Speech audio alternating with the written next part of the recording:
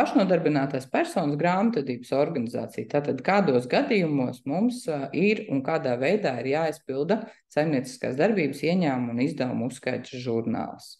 Žurnāls ir jākārto likumā noteiktajā kārtībā, tad iedzīvotāja ienākuma nodokļa likums saka, ka mēs žurnālu kārtojam tad, ja mēs veicam kā saimnieciskās darbības veicēji, lai nodrošinam grāmatvedības uzskaiti.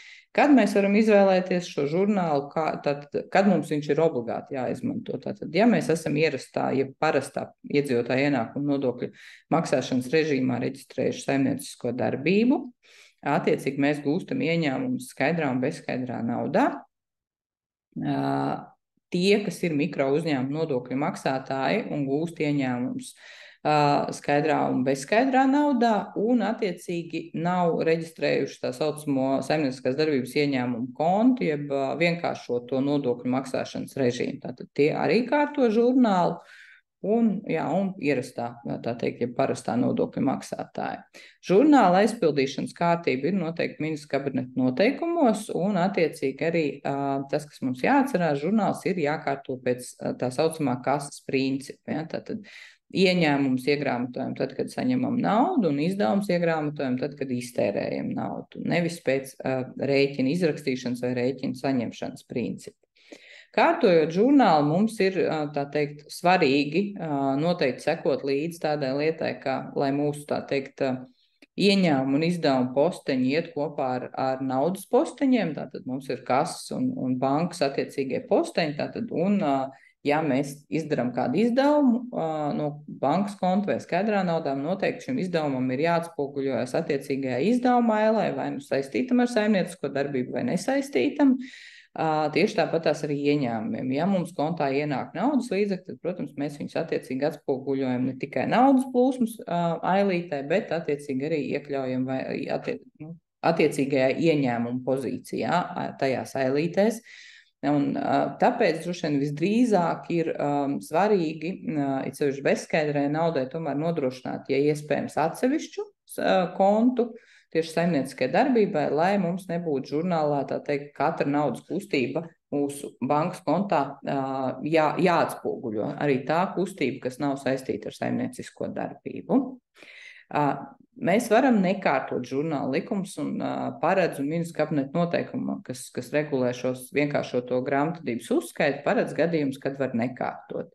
Parastās saimnieciskās darbības veicēji var to nedarīt, ja viņiem ir nodrošināta ieņēmumu un izdevumu izdarīšana tikai caur bankas kontu, tad viņi var, tā teikt, vienkāršot šos uzskaitīt, vienkāršot to žurnālu, ja tā var izteikties, jo ieņēmumu un izdevumu uzskaita kā tāda mums vienalga ir jānodrošina.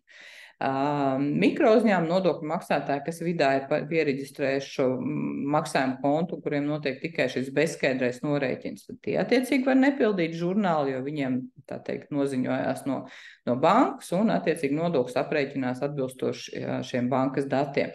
Kā arī tie mikro uzņēmuma nodokļu maksātāji, kas ir reģistrējuši šo saimnieciskās darbības ieņēmumu kontu, gūst vienlaicīgi arī varbūt skaidrā naudā ieņēmumus, bet šo skaidrās naudas ieņēmumus iemaksā šajā kontā, tātad netērē skaidrā naudā, tad arī tajā gadījumā var žurnālu nekārtot.